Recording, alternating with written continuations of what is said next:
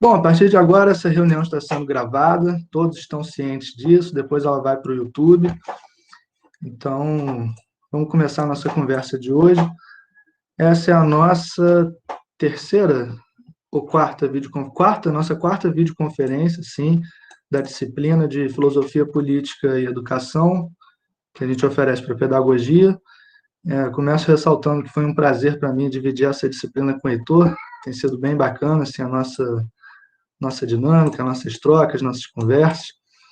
E hoje nós vamos falar sobre um conceito muito importante de filosofia política contemporânea. É um conceito que vem sendo muito discutido, muito trabalhado, tem circulado bastante nas discussões contemporâneas, né, tanto na imprensa, quanto na academia, quanto fora da academia.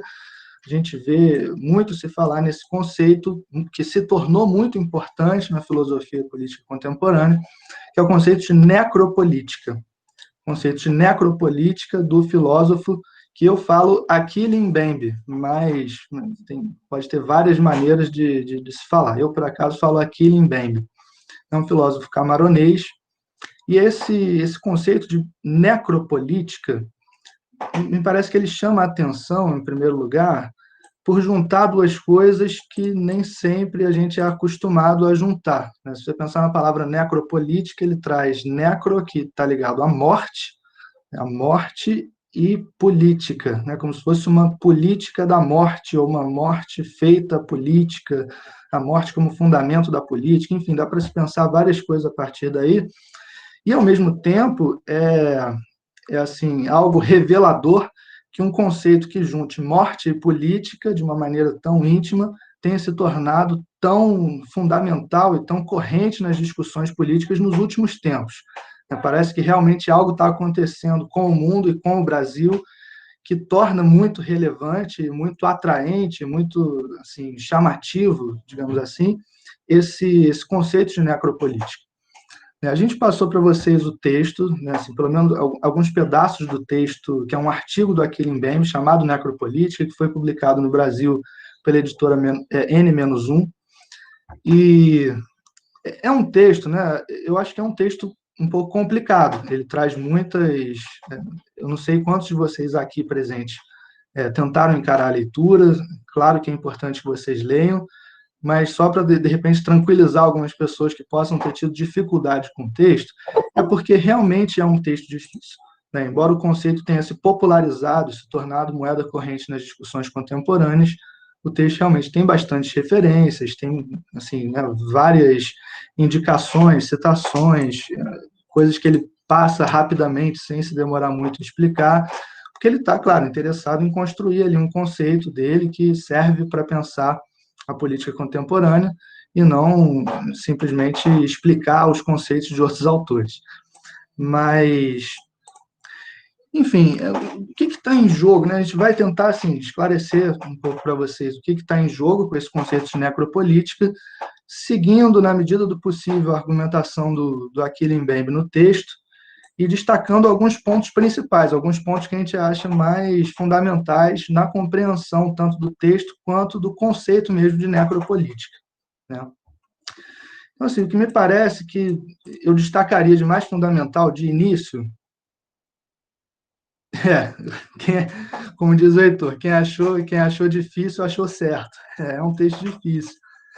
Assim, já de início, ele nos dá uma indicação interessante da gente seguir, assim, uma espécie de fio condutor que a gente pode começar daí.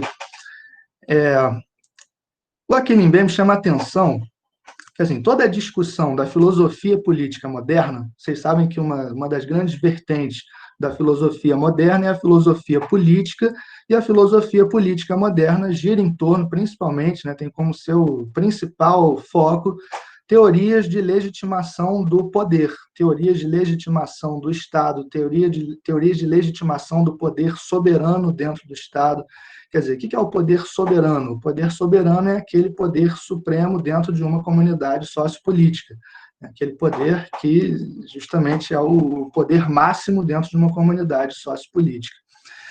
E o Achille Mbembe chama a atenção para uma espécie de vício das teorias políticas modernas, das filosofias políticas modernas, que giraram em torno da noção de construção e legitimação do poder soberano e do Estado moderno centro-europeu. Assim, as principais vertentes da filosofia política moderna tratam a emergência e a legitimação, a sustentação e o exercício do poder do Estado moderno, do Estado centro-europeu, como um acordo entre sujeitos racionais, como um contrato entre sujeitos racionais que legitimam o uso do poder dentro daquele Estado, dentro dos limites daquele Estado. Você tem três vertentes, por exemplo, principais, né, assim, de contrato social, três vertentes contratualistas dentro da filosofia política moderna, de três autores que são muito conhecidos, muito provavelmente, por mais que vocês não tenham lido, vocês já ouviram falar ou conhecem as principais ideias, que são o Hobbes, o Locke e o Rousseau.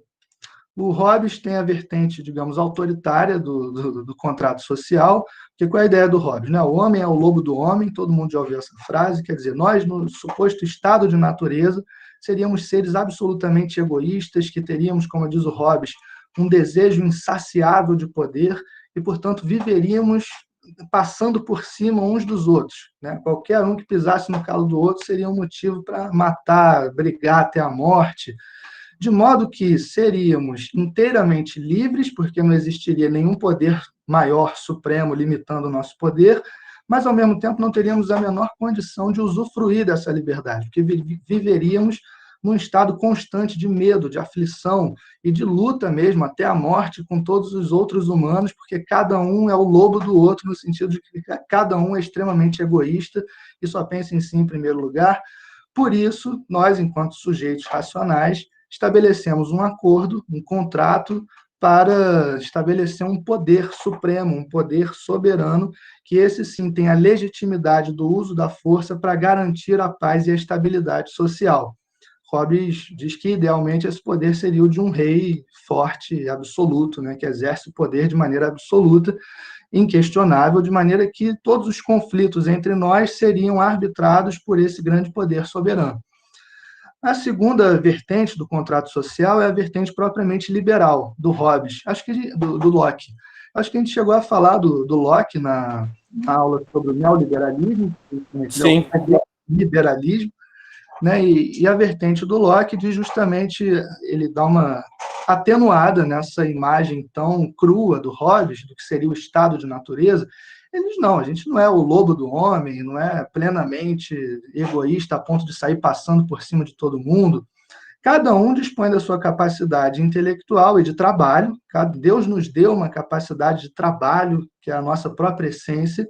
A natureza nos deu um monte de benesses já de graça que estão aí na natureza. E a gente, usando a nossa capacidade de trabalho, pode transformar aquilo que a natureza já nos deu em propriedades nossas, em riquezas para nós, em bens para nós. Ele dá lá o exemplo da maçã, né? Tem lá a macieira dando maçã, você usa a sua capacidade de trabalho para colher aquela maçã, logo aquela maçã se torna sua propriedade. Ele só tem um problema, porque pode ter conflito aí. Digamos que eu encontre a macieira e outro cara também encontra a macieira. E aí ele cisma que a maçã é dele, não é minha. E aí eu digo, pô, mas eu tenho capacidade de trabalho, eu quero essa maçã. Ele diz, mas eu também quero. E a gente entra numa briga. Quem vai arbitrar essa briga? Quem vai garantir o usufruto da propriedade privada que cada um, a partir do seu trabalho, dispõe, né? Adquire? A gente precisa de um acordo entre sujeitos racionais para estabelecer um Estado plenamente organizado, racionalmente, com leis racionalmente estabelecidas, que possa arbitrar esse tipo de conflito. E aí ele diz, portanto, o poder soberano dentro do Estado é o poder da lei, inclusive acima do poder de qualquer rei. Poder da lei estabelecida pelos representantes do povo, pelo parlamento, por isso Hobbes é um parlamentarista, né, contra a ideia de absolutismo do rei. E a terceira vertente, diria que é a do Rousseau, que é uma vertente que inspira, acho, assim, né, um pensamento que se poderia pensar como socialista, digamos assim, porque a imagem que ele pinta, eu falei Hobbes de novo, é Locke. O liberalismo é com Locke. E o Rousseau também é uma imagem que a gente conhece, né? Assim, ele diz que ele contraria tanto o Hobbes quanto o Locke. Ele diz, na verdade, não tem por que a gente ficar entrando em conflito no estado de natureza. É só pensar, no caso mesmo da macieira, a macieira está cheia de maçã. Se eu encontrar um outro cara ali e eu quiser maçã e ele também, cada um pega a sua, vai embora feliz da vida, não falta nada para ninguém, ninguém tem mais do que o outro, ninguém tem mais do que precisa. A natureza dá tudo que a gente precisa. Então a gente viveria num estado de harmonia. Até que o primeiro cara fez a primeira cerca e disse: isso aqui é meu, isso é minha propriedade, e um adendo. E os outros acreditaram. Isso é fundamental. O dia que o primeiro cara cercou o primeiro pedaço de terra, disse: isso é meu, e os outros acreditaram. Quer dizer, a instituição da propriedade privada começa a corromper essa abundância na qual o humano vivia. Agora a gente passa a precisar brigar por propriedades, lutar entre si por propriedades e por acúmulo de propriedades.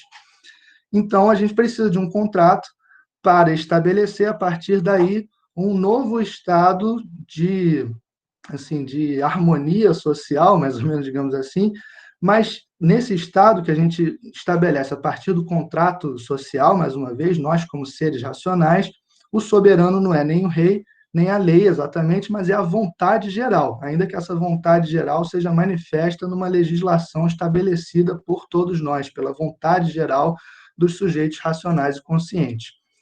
Isso faz história assim, durante a modernidade, né? O iluminismo compra muito isso, para o Kant e para o Hegel, o estabelecimento do Estado regido racionalmente, por leis racionalmente estabelecidas, é o estado da plena realização da autonomia humana, pensando que autonomia significa, né, o dar-se leis, autonomia, a nomia seria a lei, então dar-se leis a si mesmo, e o obedecer às leis que você mesmo estabeleceu para você.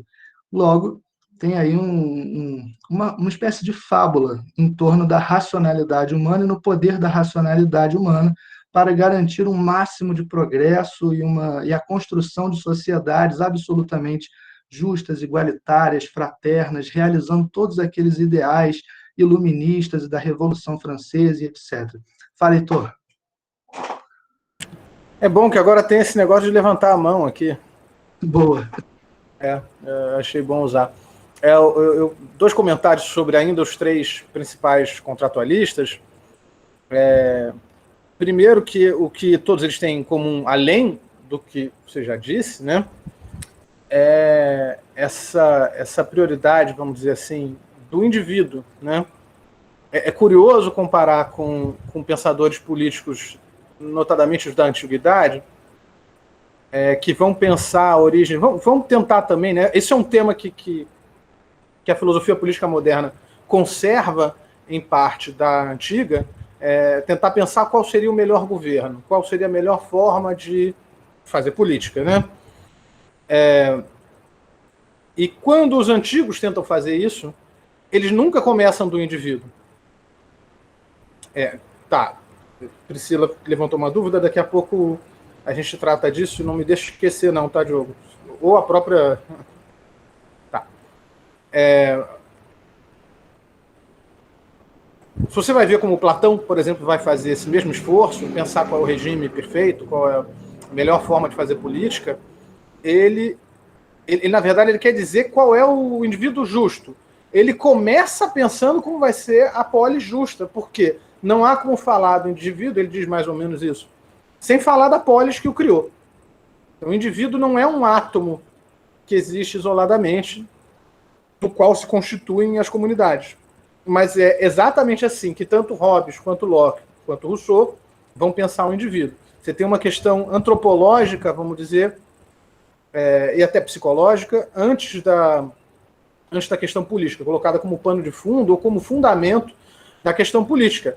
Primeiro o indivíduo, depois o resto. E a comunidade é feita desses indivíduos que, de certa maneira, já estão prontos, já chegaram prontos. E aí cada um diz que esse indivíduo é de um jeito. Né? O Hobbes vai dizer que esse indivíduo é um egoísta, um jeito violento. O Locke vai dizer que ele é egoísta, porém racional.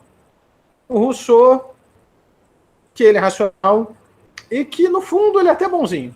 Né? Por natureza, na verdade, ele não é tão mal assim. Ele não é nem bom nem mal, mas vamos lá. Uma outra coisa, que a gente vai vendo que o que vai mudando na concepção de cada um deles é a relação entre a realização da liberdade de cada indivíduo e o regime político. No Hobbes, o regime político é a negação da liberdade individual. Você vai aceitar o soberano e ele vai passar por cima da sua liberdade, mas é melhor isso do que nada.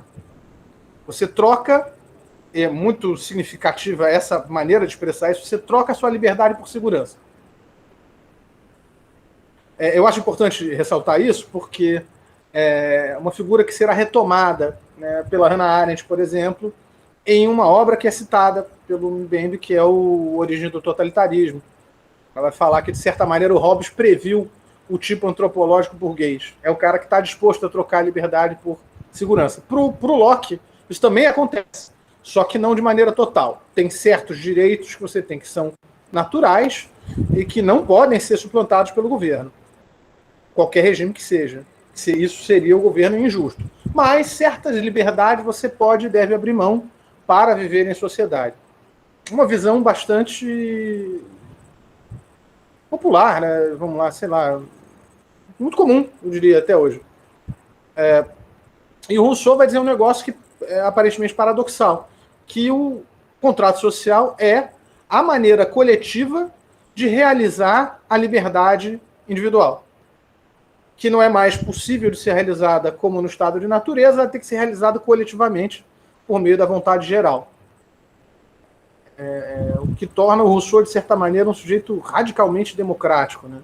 Mesmo quando não é democracia, o soberano ainda é a vontade popular, que é a vontade de todo mundo, mas é uma figura bastante controversa, essa coisa da vontade popular, e é complicado a gente se demorar nela.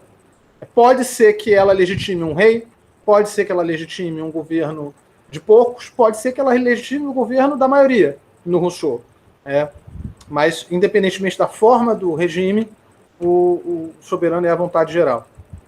E eu quero fazer um comentário também sobre a questão da autonomia, porque ela tem um sentido micro e um sentido macro. É um termo que tem um sentido micro e um sentido macro. O sentido micro quer dizer aplicado ao indivíduo. O nome é antigo, autonomia é uma palavra grega da época clássica, que, como o Diogo já falou, né, quer dizer dar uma lei a si mesmo. Autos é um pronome reflexivo, ou pode ter essa função, é a mesma de automóvel, autômato, etc. Nomos, lei, pode significar outras coisas, pode significar convenção, uma palavra ruim de traduzir. E ela era usada, mas nesse contexto é lei, tá? Ela era usada na Grécia para se referir a comunidades políticas, ou seja, a polis, né, no plural. E nunca a pessoas. Dizer de uma polis que ela era autônoma significava literalmente que ela que fazia as próprias leis, e ela não tinha que aceitar a lei de um império ou de alguma outra coisa assim, de uma outra polis, enfim, ela não era parte de um reinado, ela redigia e ela fazia valer suas próprias leis. No Kant, e como o Diogo já estava mesmo falando do Kant, que isso vai ser, talvez não seja exatamente nele, mas com certeza nele a coisa ganha força. Vai ser usada para falar de um indivíduo. O indivíduo é quem pode se dar a sua própria lei. Curiosamente, no Kant, isso não significa que ele possa fazer o que ele quiser. Muito pelo contrário. Significa que ele tem que se dar as leis que ele vai encontrar com o uso da razão. Ele não escolhe a lei. Ele tem que usar a razão para chegar no fim das contas, é para chegar no que o Kant acha que é o certo. Esse é um jeito avacalhado. É injusto, talvez, com o Kant, mas é um pouco isso. Tem que chegar lá no imperativo categórico, chegar em regras para viver. E a autonomia, que vai dar na autonomia de que o Mbembe, que eu também chamo com essa pronúncia, fala, vem desse uso que o Kant faz. No Hegel, embora o Hegel vá fazer essa coisa da razão soberana, a autonomia é um negócio não valoriza muito. Não. Vai dizer que isso não é a verdadeira liberdade não é a liberdade do indivíduo. Nesse ponto ele desvia para lá. Tá, e aí acho que dá para retomar aquele fio. viu? Porque eu acho que aí a gente pega essa coisa do Kant e dá para usar daqui a pouquinho de novo. Beleza.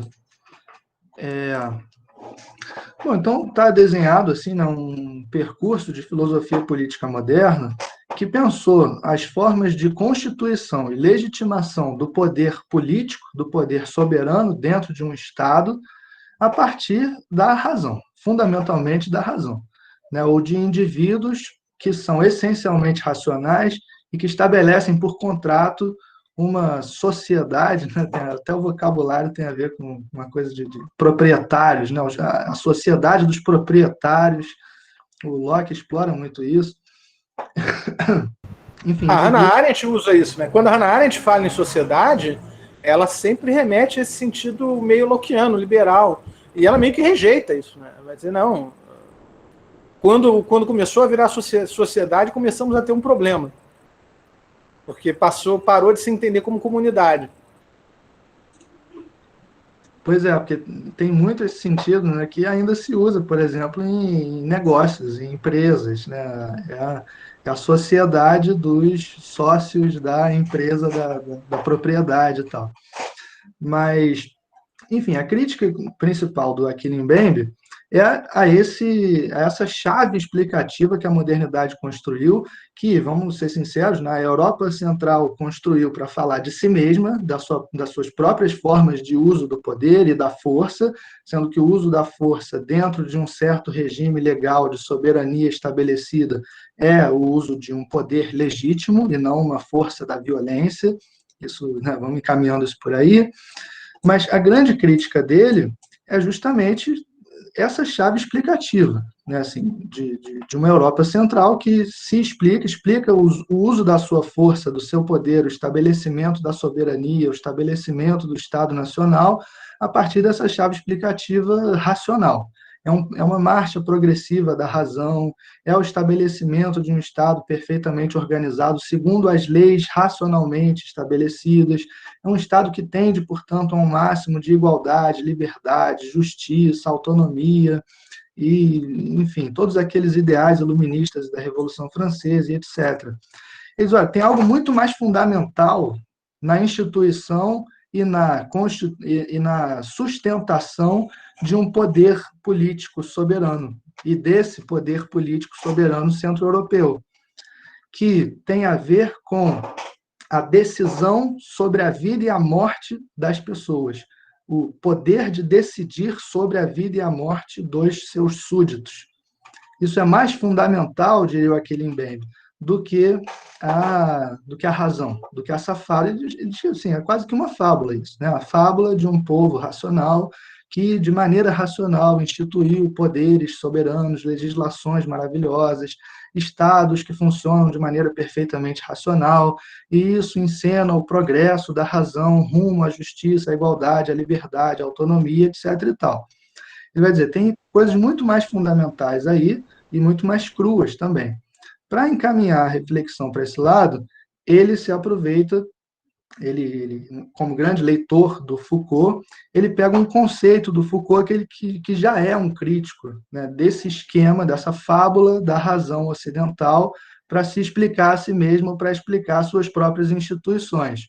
Então, o Foucault, embora seja um pensador francês, que esteve dentro de grandes universidades francesas, ele é um grande crítico dessa fábula da razão e dessa maneira autoexplicativa que os poderes ocidentais têm para se referir a si mesmos, os poderes europeus têm para se referir a si mesmos.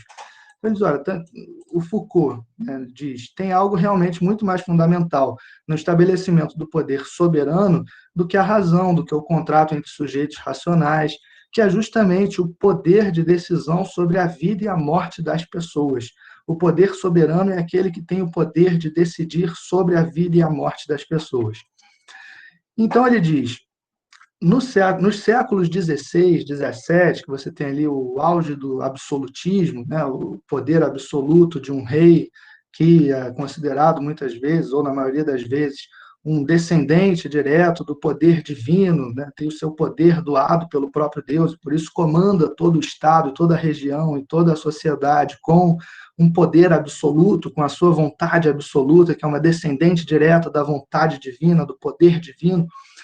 Eles, nesse momento, século XVI, XVII, para vocês se situarem, o poder soberano é caracterizado fundamentalmente pelo poder de fazer morrer e, fazendo par com esse poder de fazer morrer, portanto, pelo poder de deixar viver.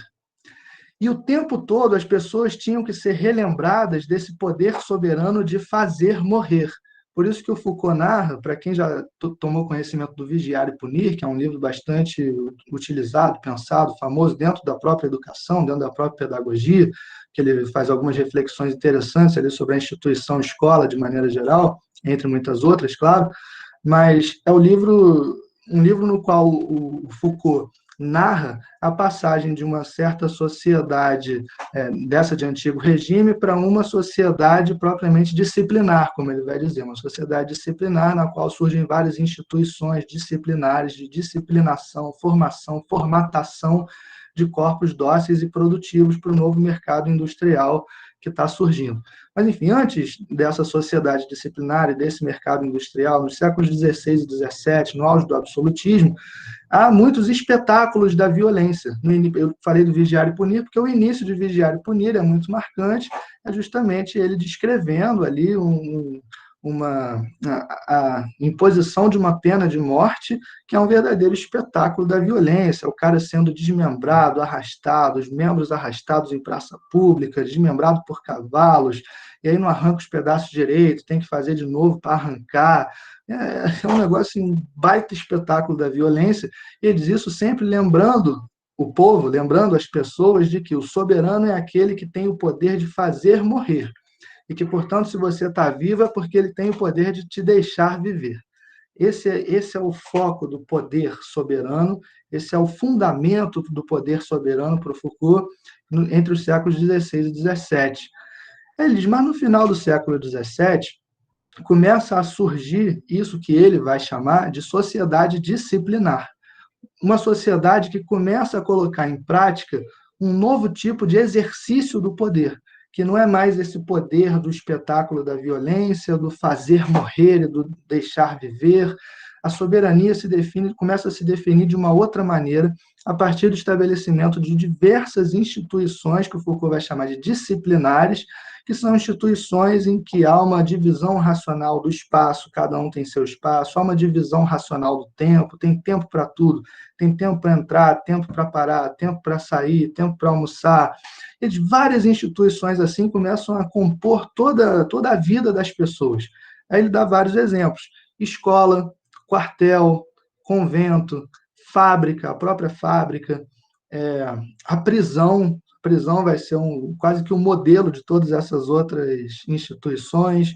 Mas são sempre instituições, se vocês pensarem na universidade de vocês, ou na escola que vocês frequentaram, ou que hoje frequentam como professores, assim, tem ali toda uma racionalização de divisão do espaço, né? Tem as salas, tem as cadeiras de cada um, e tudo é organizado de uma maneira em que se possa viver sob a sensação de uma vigilância constante, né? O importante é que a gente se sinta o tempo todo vigiado, tanto que nas escolas, como lá na universidade, você vai ter sempre as salas ao longo de um grande corredor, com uma janela de vigilância nas portas, né, na qual sempre pode estar passando alguém, você sempre pode estar sendo vigiado. Essa sociedade disciplinar se caracteriza, né, fundamentalmente por isso, esse olhar vigilante, constante, sobre corpos que têm que ficar no mesmo lugar, desempenhando uma mesma função, e que tem tempo para entrar, para sair, para fazer pausas e etc. Então, isso é um controle, ele diz, uma forma de controle de formação e formatação de corpos dóceis e produtivos. Por quê? Por que se dá todo esse trabalho? Porque existe um novo mercado nascente, né, que é assim, a sociedade industrial. Você tem aquela sociedade de muitas fábricas, indústrias, que demandam uma massa de pessoas que vão ficar 12 horas paradas no mesmo lugar, apertando o mesmo parafuso, e que tem que entrar todas juntas para fazer uma jornada de trabalho, tem que parar todas juntas para almoçar, para que não se perca em termos de produtividade. tem que ter um horário para sair, para cumprirem a jornada de trabalho. Então, é preciso alimentar esse novo mercado industrial e as instituições disciplinares, elas fazem esse papel, cumprem esse papel. De modo que, com a instituição da própria sociedade disciplinar, né, a partir de uma convivência por algum tempo, dentro de todas essas instituições que passam a atravessar toda a experiência do mundo do indivíduo, desde criança, né, vai para a escola, adoece, vai para o hospital, aí vai trabalhar, vai para a fábrica, não foi trabalhar, vai para o quartel, não foi para o quartel, foi para o convento, não aguentou tanta pressão e disciplina, surtou, vai para o hospício, aí, sabe, não aguentou tudo isso, cometeu um desvio da norma estabelecida, vai preso, passa uma temporada na prisão. Então, você está sempre cercado dessas instituições, caracterizadas pelo olhar vigilante de um olho que te vê, mas que você não vê te vendo. Essa é a graça, né? Assim, porque de um olho que te vigia, mas que você pode ver, você pode escapar. Assim, se você e o modelo, né, o modelão desse grande olho, desse voyeurismo absoluto do panóptico que o Foucault chama, né, assim, como característica fundamental da sociedade disciplinar, o grande modelo desse olho é Deus, né, o Deus que vê tudo que você faz sem que você veja o olho dele te vendo. Ele te vê o tempo todo, dentro de você, no seu coração, na sua mente. Se você visse o olho de Deus te vendo, quando ele olhasse para o lado, você podia pecar. É a lógica, né, da prisão modelo lá do Bentham, de onde o Foucault pega esse próprio modelo de sociedade disciplinar. A grande graça da prisão perfeita que o Bentham construiu é que você não vê o olho da vigilância te vendo. Porque isso é mais eficaz, dizia o Bentham, do que ter um guarda para cada um. Porque se tiver um guarda olhando para a sua cara o tempo todo, esse guarda, uma hora, ele precisa ir comprar um lanche, ele precisa ir no banheiro, ele precisa dormir, ele se distrai, ele conversa com você, e aí você faz a coisa que não deve fazer. Mas se tiver uma torre de vigilância na qual você não vê o olho da vigilância te vendo, você começa a se auto-vigiar. Enfim, característica da sociedade disciplinar, algo que surge a partir daí, diz o Foucault, tem uma dupla característica. Diogo, eu só ia fazer um. Desculpa. Eu ia fazer um comentário e o microfone estava mudo e eu não percebi. Duas coisas. Primeiro, né, o Bentham jamais teria sonhado com uma coisa como um circuito de câmeras. Verdade. Que é a realização muito mais aperfeiçoada do sonho dele, né? E a nossa cultura pop, ela realizou encarnou em algumas figuras. É muito comum que alguma espécie de vilão ou de alguma figura vilanesca se revista dessa roupagem do vigilante, daquele que está te olhando, né? O mais óbvio, acho que nós já comentamos em outra oportunidade, que é o Grande Irmão, do romance 1984, mas eu posso estar misturando isso com outra videoconferência. Fala-se bastante desse romance, né? Porque o Grande Irmão, inclusive, foi a inspiração do reality show Big Brother. É uma loucura que seja uma inspiração de um programa de entretenimento, mas não vamos nos debruçar sobre a interpretação disso, que certamente nos daria muito pano para manga. Uma outra figura que me é muito cara e que é representada por um olho, que o Foucault, aliás, observa que era o emblema, o estandarte de certos soberanos já no século XVII, quem é simbolizado por um olho, um vilão famoso simbolizado por um olho é o Sauron, do Senhor dos Anéis, né? Um olho em chamas. E justamente o medo é que você não sabe se ele está olhando. Enfim, tem essa figura, e aí no filme se coloca essa presença sussurrante, dizendo que está te vendo, etc. Como sempre, referências, eu sou obrigado a fazer referência nerd. Aguardem, terá mais.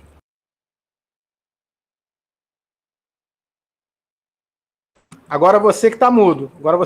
Diogo. Foi mal. Perfeito. E o que o Foucault chama a atenção é que, conforme vai se instalando essa sociedade disciplinar, a partir de fim do século XVII, ao longo do século XVIII e XIX, vai se criando, tem aí um duplo movimento de formação. Em primeiro lugar, ela forma propriamente o indivíduo, que é aquele cara que tem o seu espaço, ele tem a sua casa, ele tem o seu quarto, se ele morar numa casa com os outros, ele tem o seu armário na fábrica, ele tem que bater o seu ponto, ele começa a ter o seu registro geral dentro daquela sociedade, ele começa várias coisas que te individualizam, que te tornam um indivíduo isolado.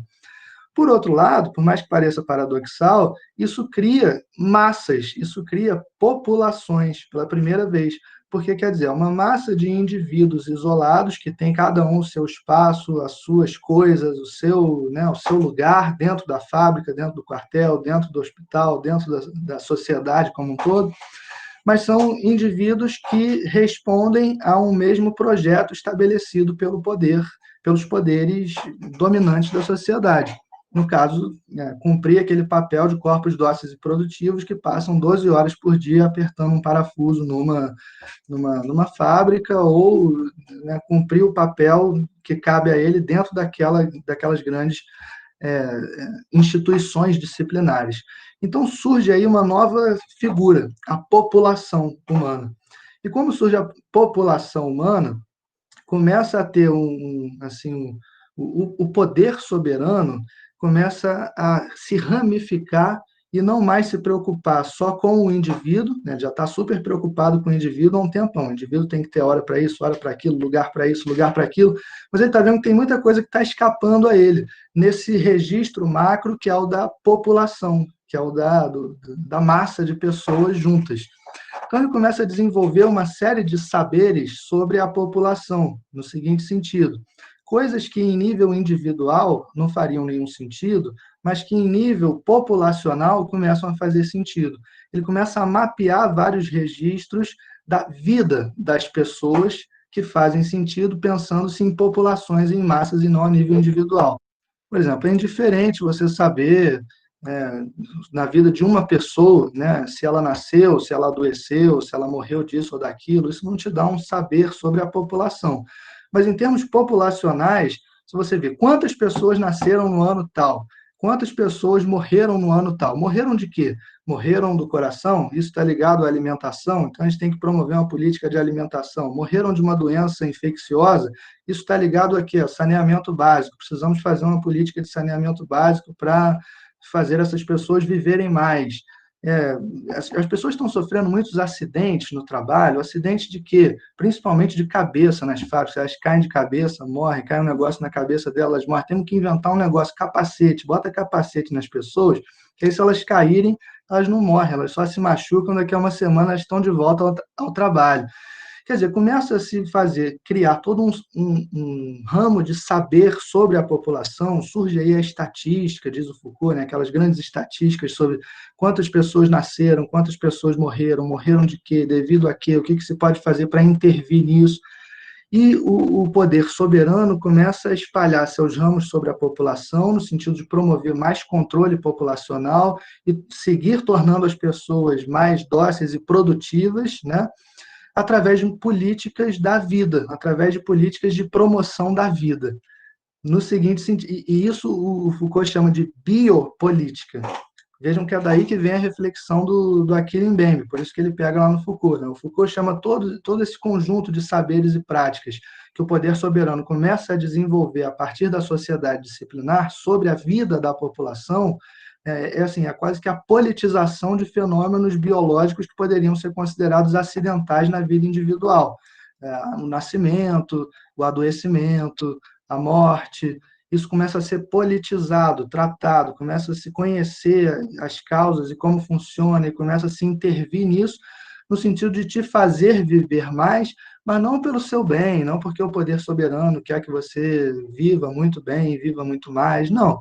Ele pode até te dizer isso, mas ele quer, na verdade, seguir tornando você cada vez mais produtivo para esse grande mercado industrial que demanda muita produtividade de corpos dóceis e produtivos. Então surge aí toda uma biopolítica, como diz o Foucault. Tem algo a acrescentar, Heitor, nesse método da biopolítica? Olha, não. não muito, achei bem completo. O máximo que há a dizer é que, como você já antecipou, o Mbembe pega muito disso e ele vai dar uma invertida, né? Bom, você também já vai chegar imagino, a falar numa coisa que já aparece no Foucault, que é que não dá para o poder soberano não ter o fazer morrer, ou pelo menos o deixar morrer, né? Então, no máximo, a gente pode ir antecipando isso. Sobre algo que você falou, eu não tenho nada a acrescentar, nem tampouco a observar. Mas sem o poder, se o poder é só fazer viver, e repare, bom, talvez um acréscimo que quase que me escapou, na verdade, que acabou de me ocorrer. Um dos aspectos do controle populacional que está aparecendo demais agora, do controle do biopoder, e que foi mencionado nos textos da nossa primeira unidade, né, tem a ver com o controle das doenças, com o sanitarismo, a epidemiologia, que é um negócio que está na ordem do dia. Então, a gente está aqui observando isso, eu acho que vale dizer que ninguém aqui acha ruim controlar doenças, tá, gente? A gente só tem que observar que isso é feito pelo regime de poder, pela maneira que se estrutura o poder, não porque o governo é bonzinho, ou porque as estruturas de poder sejam boazinhas e querem que a gente viva bem e feliz, mas porque assim se consegue produzir mais, explorar mais, né? E isso de uma maneira que está se tornando cada vez mais pretensamente ilimitada. Estender a vida a perder de vista. Garantir a vida produtiva, né? Vida produtiva. Não adianta só você ficar vivo, tem que ficar vivo e produtivo para sempre. E você pode até ser reprodutivo para sempre também. Mas o que o Foucault vai observar é que você não pode ter só o fazer viver. Isso não fundamenta a soberania. Ele precisa também fazer morrer, ou pelo menos deixar morrer. Na verdade, pelo que eu me lembro, o Foucault vai dizer isso, né? Vai ter anteriormente você tinha o fazer morrer e deixar viver. Quer dizer, o soberano era o soberano porque ele podia te deixar viver ou podia te matar, te executando em praça pública, etc. E aí, conforme o poder dele vai sendo de fazer viver, a morte vai virando uma coisa a se esconder. Uma coisa que não é... Não, eu não me orgulho de deixar de matar, né? O soberano vai deixando de se orgulhar e de querer exibir a morte, porque a morte é justamente onde ele não conseguiu estender a vida, prolongar a produtividade. Então ele vai, pelo contrário, mostrar que ele deixa morrer e ele faz viver. E o deixar morrer não interessa. É claro que aí é uma observação minha, né? Isso é uma... Acho que vale acrescentar, porque o Foucault, ele inclusive, ele vai observar isso, que ele acha que isso não vale só para o capitalismo, isso também vale só para o socialismo, mas como nós estamos tratando, o Foucault escreve isso, a União Soviética está de pé, hoje não está mais, e esse negócio que a China eu não sei se dá para chamar de socialismo, é uma outra briga. Em todo caso, é um negócio que nasce com o capitalismo. O capitalismo ele vai cada vez mais tentando, parece, nos esconder a morte. Por que quer esconder? É próprio do capital não querer limites, né? O capital ele olha para o limite e ele diz kkk limites. Ele não quer, ele quer se expandir para sempre. E, portanto, ele precisa... O capital é brasileiro? O capital é brasileiro, kkk limites. O capital, rapaz, o brasileiro, quando ele faz a pizza de coxinha, coisas do gênero, pizza de sushi, sei lá, ele tá nessa vibe do espírito do capitalismo aí. Esse é o verdadeiro espírito do capitalismo, não é o do Weber. Mentira. É isso. E, portanto, rejeita a morte. A morte é o grande limite. Agora, é claro que aí, como é que ele faz? Porque ele ainda precisa... Bom, a morte ainda existe. Um fato da vida é a morte. E o soberano tem que poder dizer que tem algum poder sobre a morte. Como é que ele faz isso? A resposta, em uma palavra, racismo.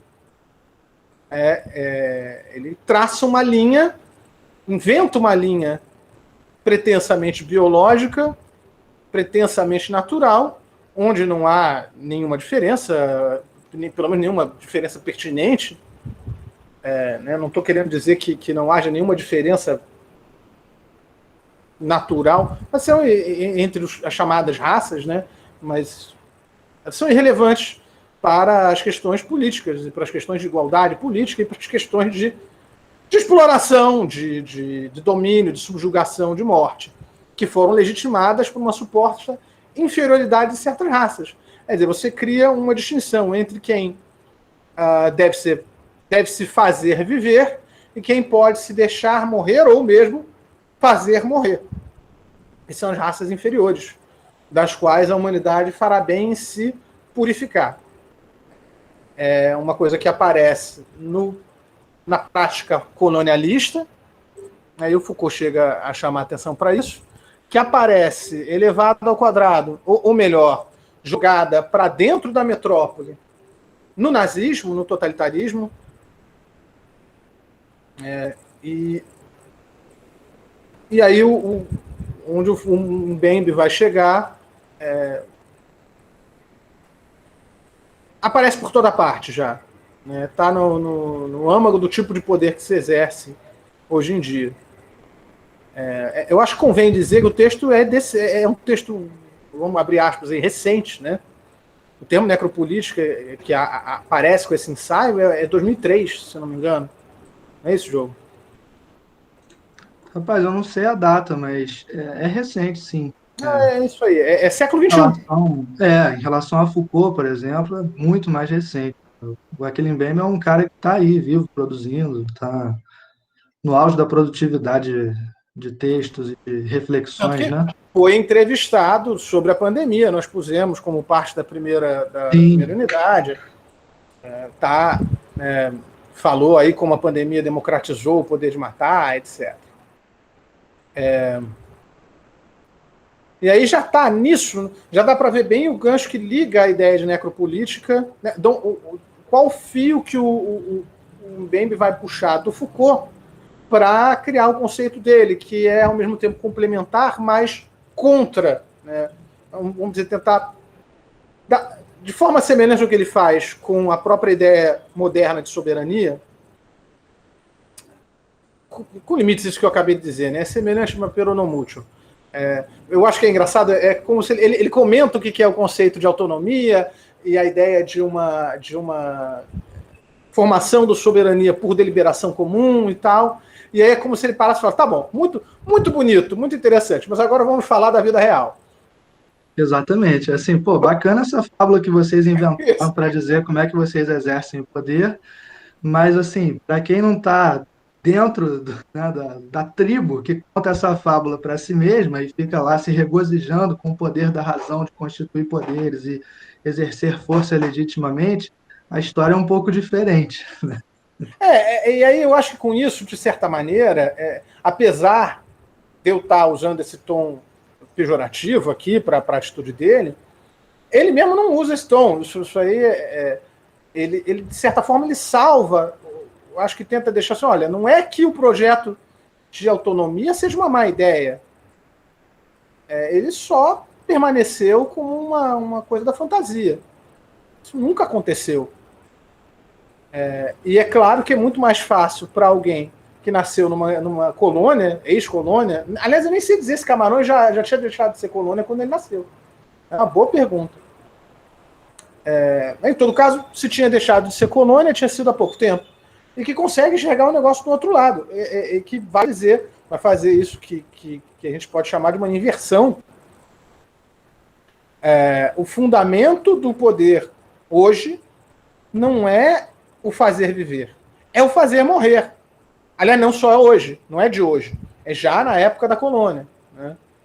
E com certeza nas colônias. Talvez, eu acho que fica um pouco ambíguo se isso valia para a própria metrópole, mas na medida em que o poder da metrópole está erigido por sobre o domínio em cima das colônias e, portanto, sobre os cadáveres produzidos pelo colonialismo e pelo imperialismo, o fundamento do poder da soberania na modernidade continua sendo fazer morrer e não o fazer viver. O fazer viver é que vem a reboque, vamos dizer assim.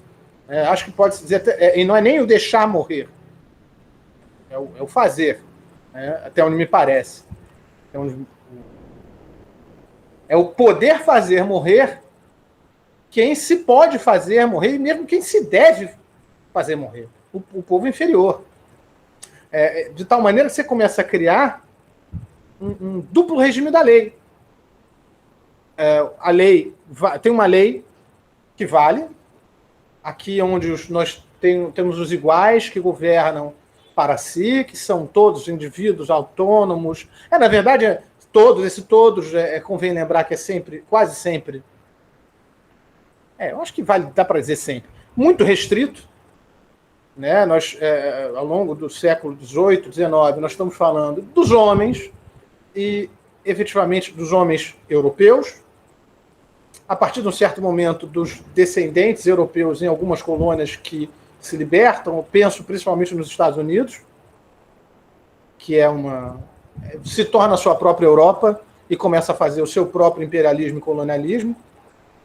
Nunca é demais lembrar que os Estados Unidos ainda tem colônias, que eles chamam de como é que eles chamam? Esqueci. Viu? Haiti, Costa Rica, uns territórios lá que eles... Não me ocorre qual é o nome que eles chamam, mas... Porque agora na eleição deles se falou muito nisso. E antes das eleições, são territórios, acho que são territórios, acho que é assim que chama, que muitos reivindicam participação política ativa, mas não tem. A própria Costa Rica é um negócio muito esquisito, que eles têm governo próprio, mas não tem polícia própria. Eu não lembro agora como é que é. O Haiti vota, o Haiti manda delegado, para a eleição, acho que é isso. O Alasca não é protetorado, não é... Falou-se muito nisso agora, porque é ano de eleição, na medida que mas você vê que eu acompanhei, mas não com atenção suficiente, porque já esqueci até o nome da coisa. Mas é isso, gente, os Estados Unidos é uma potência colonial até hoje. É que eles não chamam as colônias deles de colônia. Aliás, a França também. A França ainda tem, inclusive, uma colônia aqui, na América do Sul. Mesmo na sua forma mais aberta, não acabou. E que dirá nas formas mais sutis. Então eu não falo só europeu, porque quando eu falo europeu, eu digo, mas tem os europeus fora da Europa, porque tem que incluir os Estados Unidos nessa brincadeira. Para eles vale a lei. Quando eles vão fazer guerra entre si, o Bembe fala isso no texto, tem regra, tem tratado, a guerra tem que ser anunciada antes de começar. E não é que eles digam que na colônia não é assim. Eles nem falam como tem que ser na colônia. Colônia não existe pecado abaixo da linha do Equador. É a terra de ninguém, cara. Faz o que você quiser aí. Pode matar? Pode matar. Pode estuprar? Pode estuprar. Pode matar populações inteiras. Pode escravizar. Deve escravizar populações inteiras. Deve-se exercer a violência brutal. É ela que legitima. Não é só matar. É submeter a condição degradante a ameaça da violência brutal e da morte vai pairar sobre as cabeças dessas populações inteiras o tempo todo. É uma ameaça permanente. E tá ok, porque isso aí não é bem gente. O racismo, ele meio que não, ele legitima você dizer, não é gente, é matável. Eles são como, vou retomar a analogia nerd, são como orcs. Pode matar. Isso aí bom, o caso seria eu vou usar o termo de então, essa raça aí, um membro dessa raça bom é um membro morto. Não tem problema matar. E se isso te lembra alguma frase que é habitualmente dita hoje em dia, não é coincidência. Sabrina fala, lembrei de Warcraft com orc, mas o Warcraft é uma subversão do que o Tolkien faz. No Tolkien, o orc ele é uma raça corrupta.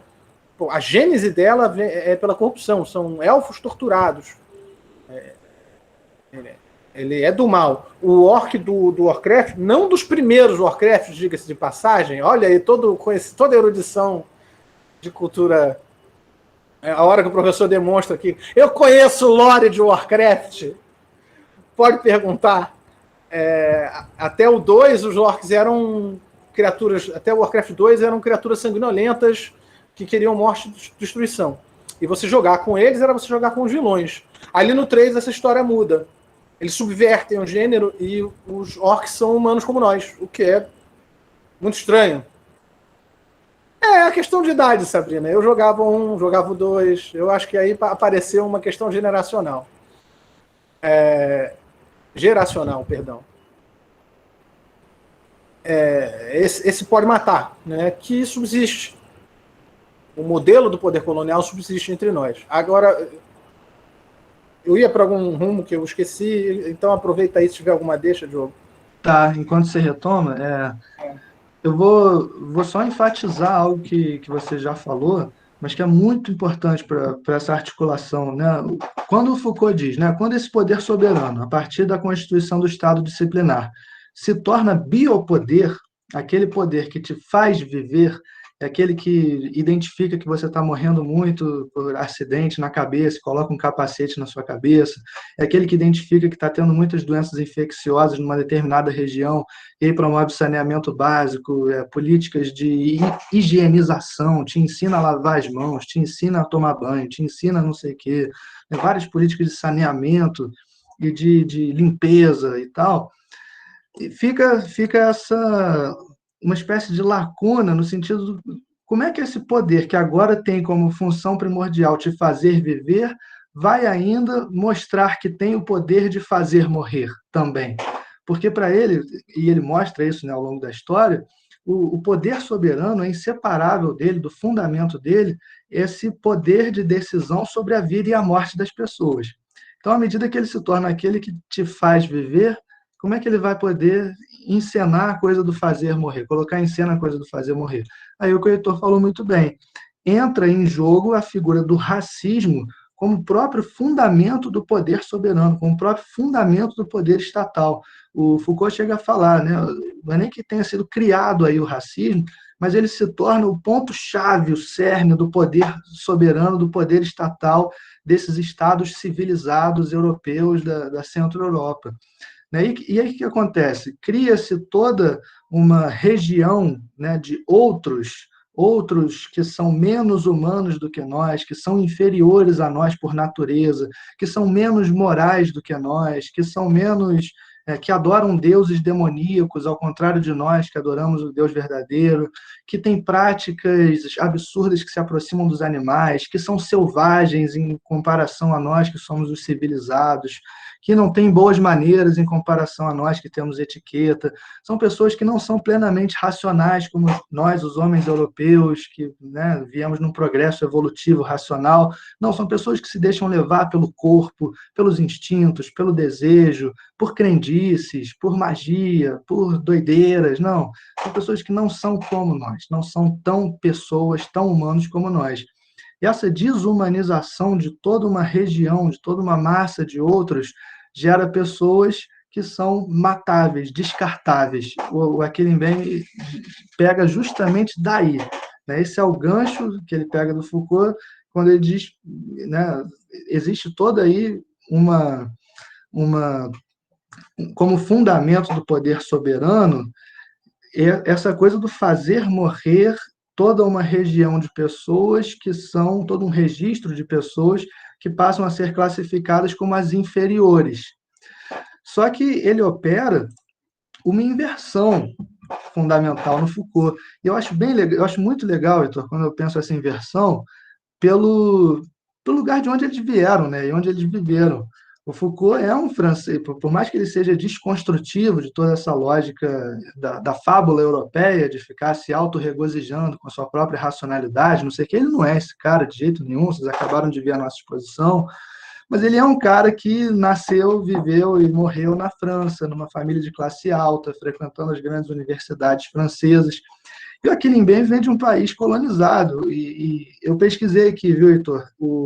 O Aquile Mbembe já tinha seus 20 e poucos, 20 anos, quando Camarões conquistou a independência. Então ele cresceu, né, passou a juventude num país colonizado. E aí ele pega a lógica do Foucault, e não é que ele descarte de maneira nenhuma, ele diz tudo que o Foucault disse está perfeito. Só tem um problema, ele colocou a biopolítica na frente da necropolítica. Ele diz que primeiro vem toda uma biopolítica, e aí como esse poder soberano, que agora tem como preocupação fundamental te fazer viver, tem que dar provas de que pode ainda fazer morrer, precisa do racismo, da instituição do racismo, e da eliminação de muitos outros, né, da lida violenta com muitos outros humanos que são menos humanos do que nós, os europeus civilizados. Ele diz, na verdade, é o contrário. O fundamento desse poder soberano dos grandes estados civilizados, racionais, modernos, etc., é uma necropolítica que está diretamente ligada à colonização, à experiência da colonização. Ele diz, é sob o pano de fundo da experiência da colonização, onde se pratica intensamente uma necropolítica, porque todos aqueles que estão na região colonizada já são vistos de saída como inferiores, como selvagens, como menos humanos, como menos racionais, como menos morais, como adoradores de deuses falsos, senão de demônios, como pessoas que não são tão racionais como nós e, portanto, se deixam levar pelos apetites, pelos desejos, pelo corpo e não sei o quê, eles são descartáveis, eles são matáveis. E o regime que se estabelece ali é um regime de extrema violência. E, sob esse pano de fundo da necropolítica, de todas essas regiões de pessoas matáveis, é que se constrói, como vai se destacando a partir desse pano de fundo, uma biopolítica interna à Centro-Europa. Ele inverte a lógica. Primeiro tem uma necropolítica colonial, e ele diz assim, até cronologicamente ele tem sua razão. Os caras estão desde o século XVI promovendo escravização em massa de pessoas sequestradas brutalmente da África, postas para trabalhar sob chicote, sob a ameaça constante da morte, e não só a ameaça, como o assassinato mesmo, direto, muitas vezes, pessoas sequestradas da África e postas para trabalhar nas Américas, que são colônias, sob o chicote de senhores e senhoras europeus, descendentes de europeus, adoradores dos deuses verdadeiros, bons católicos que frequentam a missa de domingo, etc, etc e tal. Então, ele primeiro tem uma necropolítica aí que fundamenta esse poder soberano do Estado moderno, e a partir dela começa a se construir uma biopolítica, começa a se destacar sobre esse pano de fundo uma biopolítica interna a esse Estado soberano centro-europeu. Isso é muito importante, isso eu acho muito fantástico, assim, porque é uma diferença de visão, de onde se vê, e isso fica claro, né? Assim, ele vê a coisa do ponto de vista do colonizado, né? E fica diferente, fica diferente. Por isso que ele, ao invés de chamar de biopolítica e tirar todas as consequências daí, como fez o Foucault, ele não tem uma necropolítica que está no centro, no cerne, no fundo, no fundamento do Estado nacional europeu e do Estado racional europeu, né, e que a partir daí você pode enxergá-lo como um centrinho de biopolítica, mas que pratica amplamente a necropolítica pelo mundo. E eu acho que é particularmente importante para a gente, né, o Diogo, eu acho que nós até passamos por isso na primeira aula, quando falamos da entrevista dele, frisar essa perspectiva, porque nós estamos muito mais próximos do lugar dele do que do lugar do Foucault. Nós somos ex-colônia, nós somos terceiro mundo, se é que se ainda vale a pena chamar assim, somos país pobre, dominado. Eu não gosto do termo subdesenvolvido. Por quê?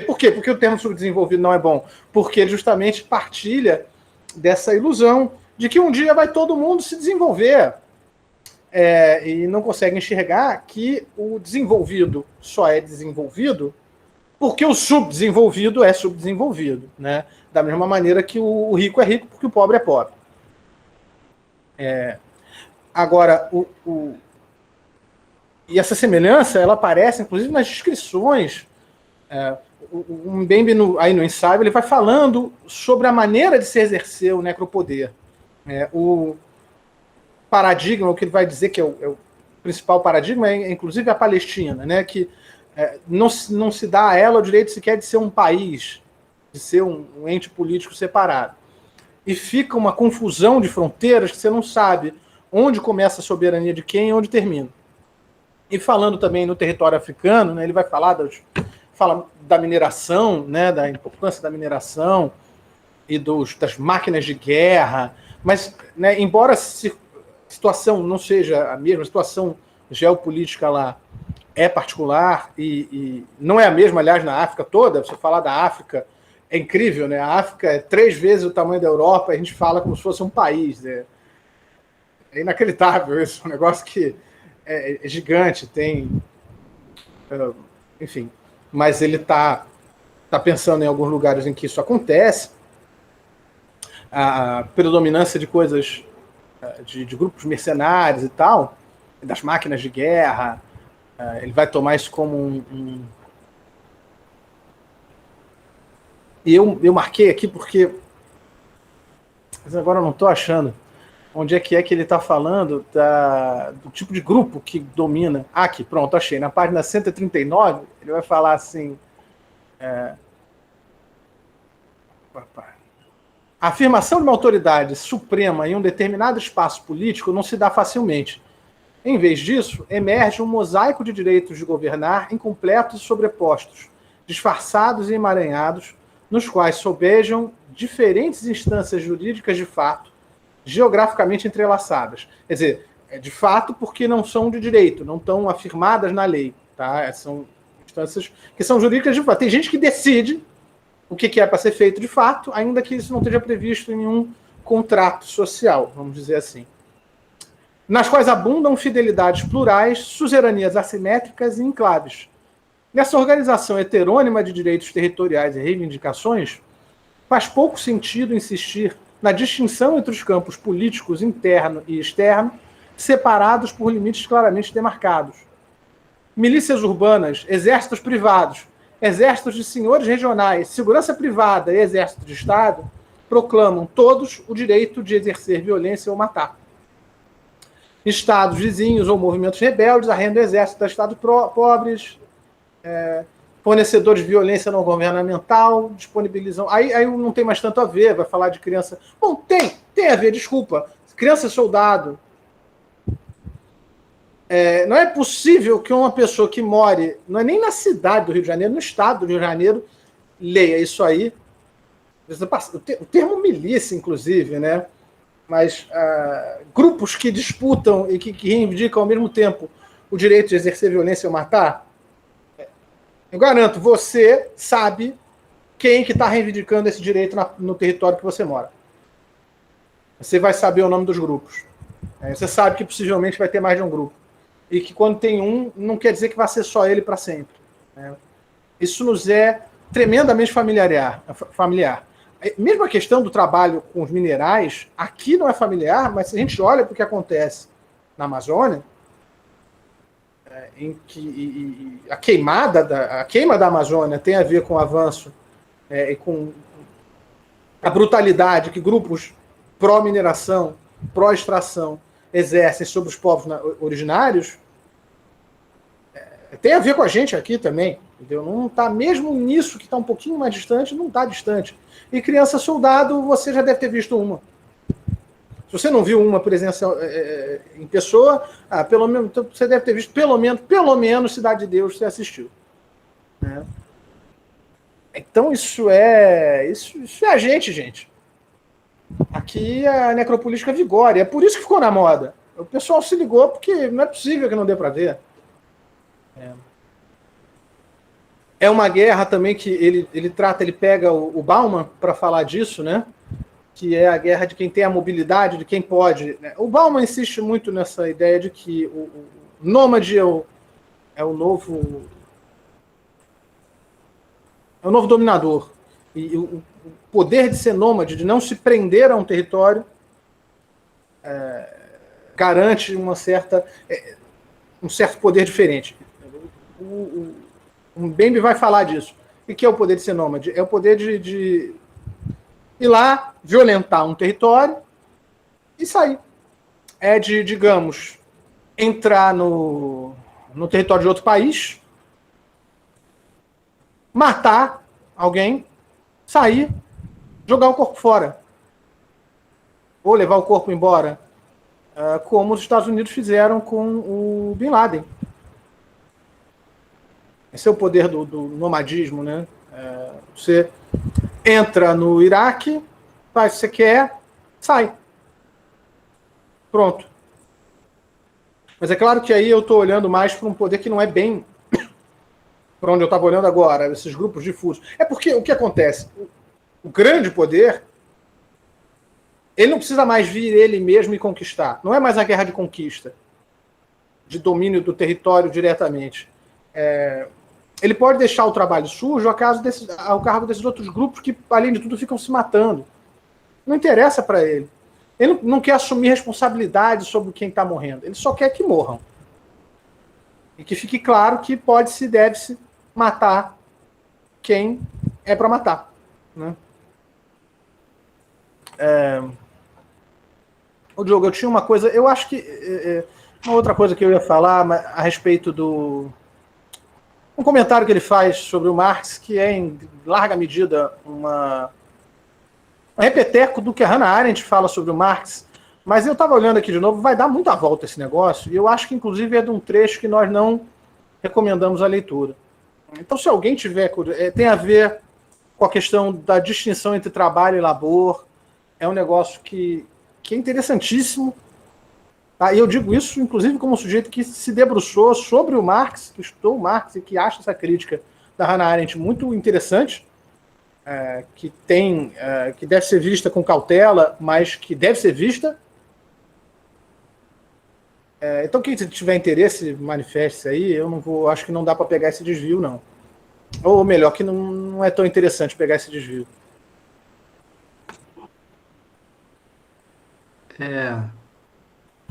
Enquanto você vai dando mais uma olhada aí... Tem mais uma coisa que eu queria falar e eu acho que da minha parte chega. Mas fala você o que você ia falar, que isso que eu vou falar tem mais... não está muito colado naquilo que eu acabei de falar.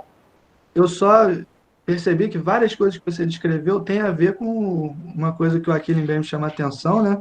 Que é assim, internamente esses estados soberanos, europeus, centrais, não sei o quê, tem todo um sistema de legislações que torna o exercício da força pelo poder soberano algo legítimo, né? Tem o uso da força legítimo pelo poder soberano, que está dentro do regime da lei, não sei o quê, e toda a teoria jurídica, política moderna se debruçou sobre os momentos em que essa legitimidade da lei é quebrada, e aí surge o estado de exceção. E a exceção justamente porque passa-se por cima do poder, do arcabouço legal que legitima o uso do poder soberano.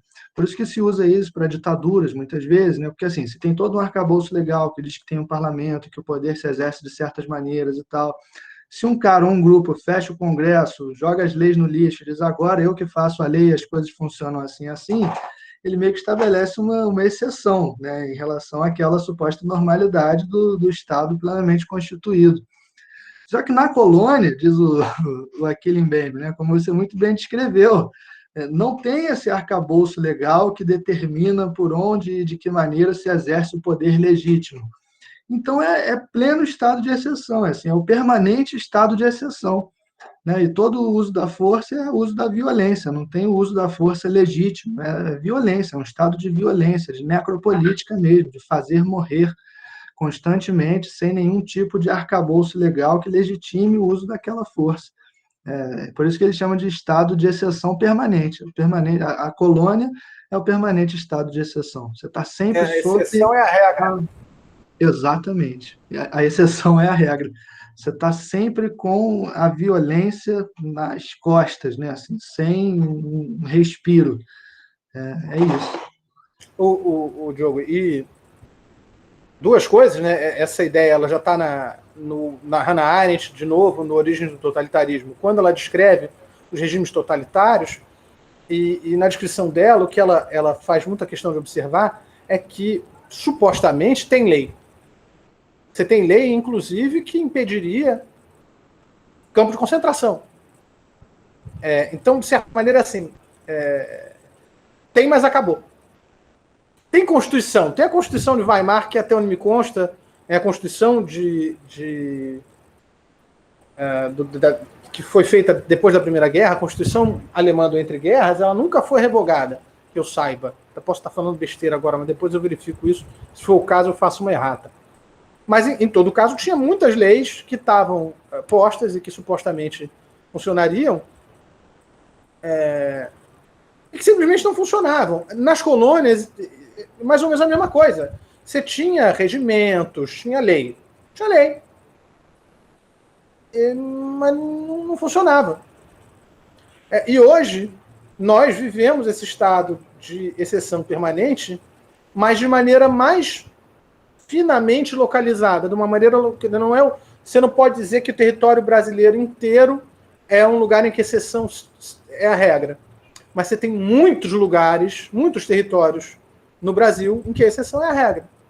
Você sabe que não vai valer. E é claro, aliás, para além do território um pouco, para muitas pessoas, independentemente de onde esteja no território brasileiro, por exemplo, num supermercado, uma parte supostamente segura da cidade, de uma cidade grande, não, mas você pode matar. Pode matar. Vamos bater nele até... Que tal bater nele? Tô brabo com uma coisa que ele me disse, vou bater nele até ele morrer, tá bom? Tá bom. Pode matar.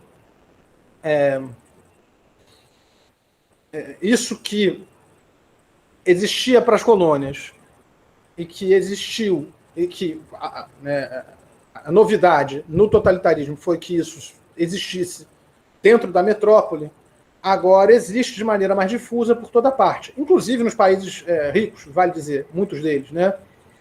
Você tem terras em que a exceção é a regra, em muitos dos países mais ricos, não vou dizer em todos, mas pensando no mais rico, é muito evidente. Tá? Nos Estados Unidos está cheio de lugar em que o que vale é a necropolítica. É mais para fora do que para dentro dos Estados Unidos a necropolítica? Talvez até possa se dizer que sim, mas não exclusivamente. Né? Você tem um monte de terra de ninguém nos países ricos da Europa, pelo menos nos mais ricos, própria França, os guetos, como é o nome? Banlieue, acho que é assim que pronuncia. O meu francês não é a melhor coisa do mundo. E para quem vive no estado de exceção, tal como a vida na colônia, a ameaça da morte ela é permanente. A ameaça da morte e mesmo uma espécie de morte em vida, que não estou achando o trecho.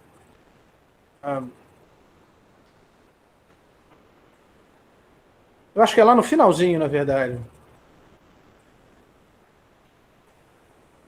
A criação de mundos da morte, é como ele fala. Mundos da morte, é um mundo da morte. É um medo perpétuo de ossos quebrados. Né? Ele fala alguma coisa assim, eu não estou achando o trecho agora.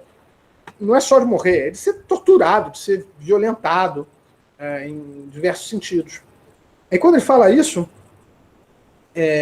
no finalzinho do texto mesmo, ele vai falar em criação de novas formas de existência social, em que as pessoas são submetidas a condições de vida que lhes conferem status de mortos-vivos. Quando ele fala isso, e a nerdice, a erudição nerd do professor vem à tona, eu não consigo deixar de lembrar na figura onipresente, mas tão difundida do morto-vivo na cultura popular, notadamente do zumbi, que que teve alguns ressurgimentos há poucos anos. E naquela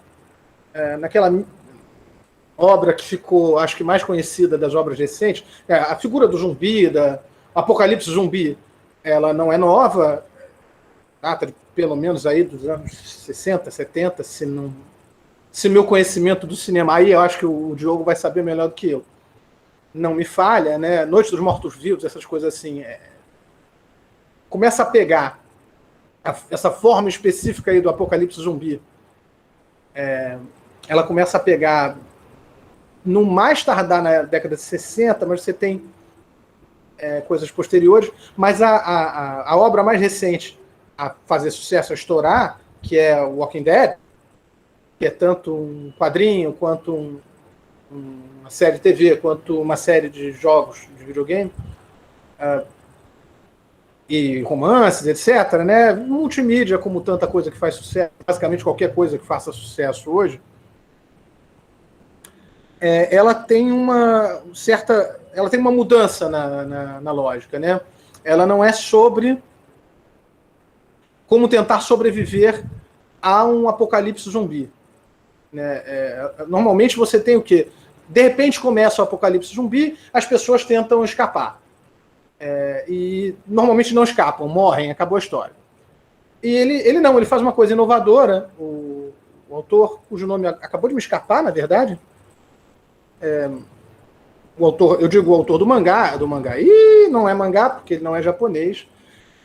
Eu sei por que eu disse isso, é porque é em preto e branco, o quadrinho. Ele faz uma história longa nessa situação. Então, deixa de ser uma história a como sobreviver a um apocalipse zumbi como um evento pontual e passa a ser como viver no mundo dos mortos-vivos. Kirkman, isso mesmo, Diogo, Robert Kirkman, é ele mesmo.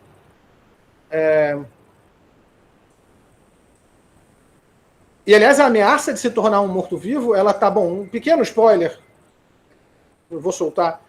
Todo mundo já está infectado com o vírus. Num dado momento da história se descobre isso, né? Todo mundo que morre vai virar zumbi, quer tenha sido mordido por um zumbi ou não. É uma coisa que é questão de tempo para acontecer com você. Então, veja, todo mundo tem o status de morto-vivo, é que está pendente. E há um momento em que o personagem principal, outro pequeno spoiler, mas que não é um grande spoiler, que é o Rick, né? Ele declara em alto e bom som: não, vocês não estão entendendo. Nós somos os Walking Dead. We are the Walking Dead. Nós já somos, não são eles. Nós é que estamos vivendo no mundo deles. Nós é que já estamos mortos. Nós já estamos mortos. Como viver sob a condição de morto-vivo? Tem uma percepção aí da necropolítica que eu só pude ver quando li o texto Necropolítica, né, muito depois de ter lido a revistinha e acompanhado. Eu parei de acompanhar. Lá pelas tantas eu achei que a série ficou um saco, a série de TV, e parei.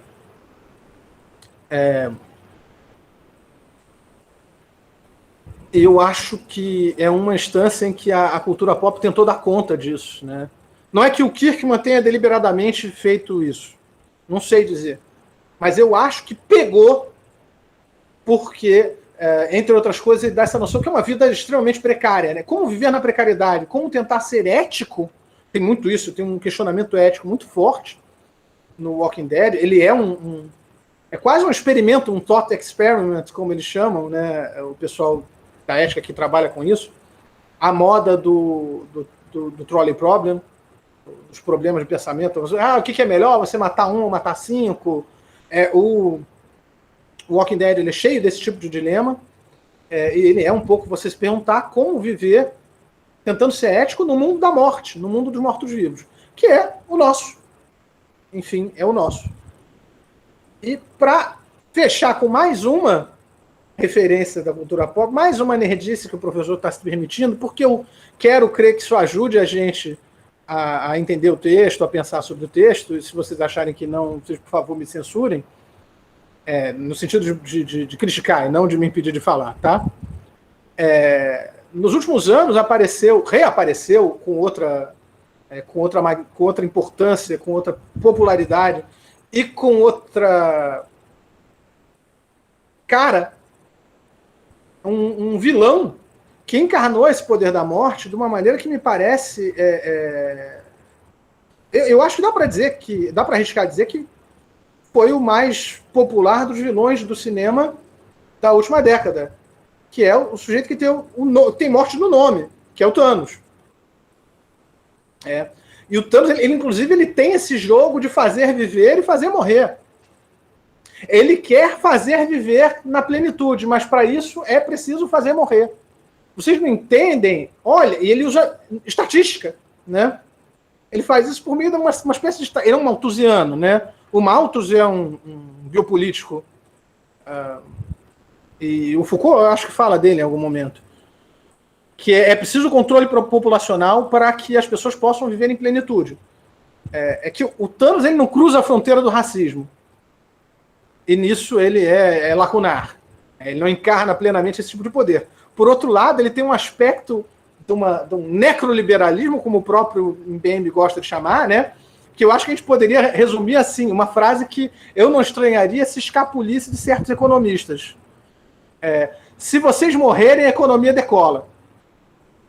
O plano do Thanos é esse. Se morrer uma galera, a economia vai decolar. Tem um momento em que ele vai para a terra natal dele, mostra como ela está, mostra como ela era, né? Ele usa lá o poder dele para mostrar, e como ela poderia ser se ao menos me deixassem matar metade da população. E é por isso que e é claro que não foi nada surpreendente, mas ainda assim é um pouco assustador que tenha aparecido tanta gente tentando defender o Thanos. Mas vocês têm que ver que ele tem lá a sua razão. Quer dizer, porque nós já estamos tão tomados por esse paradigma necroliberal. Ele é o necroliberal. Ele é o necroliberal. Nós vamos viver plenamente se nós pudermos matar. O fazer viver se ancora no fazer matar. Eu digo que ele está com uma nova cara, porque o Thanos é um vilão antigo, mas ele era muito pouco conhecido. Né? Realmente era coisa de quem curtia.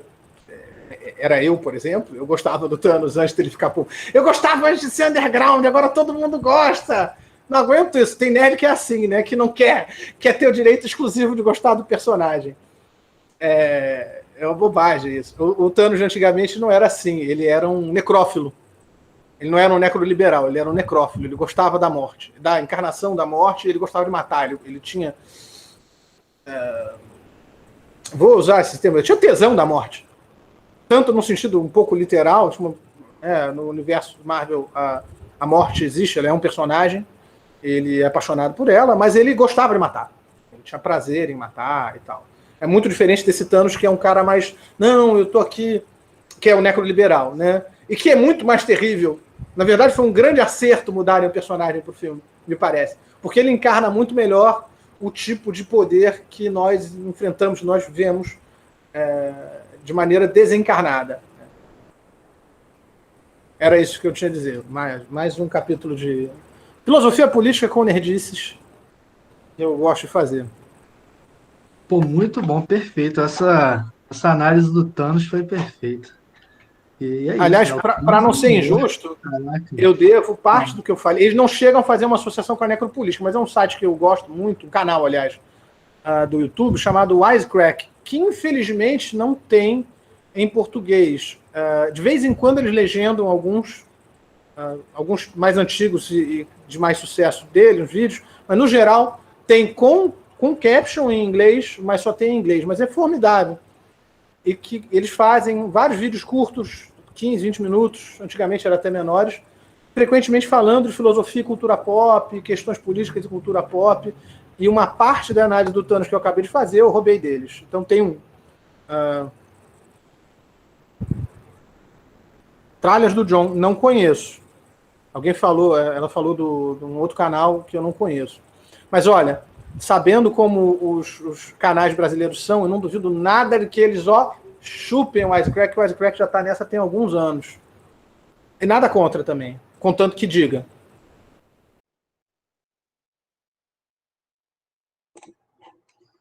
Eu te interrompi, Diogo, mas agora, por favor, retoma o raciocínio aí. Não, eu só estava falando como foi boa a análise, né? Como realmente faz todo sentido. E esse Thanos encarna essa face.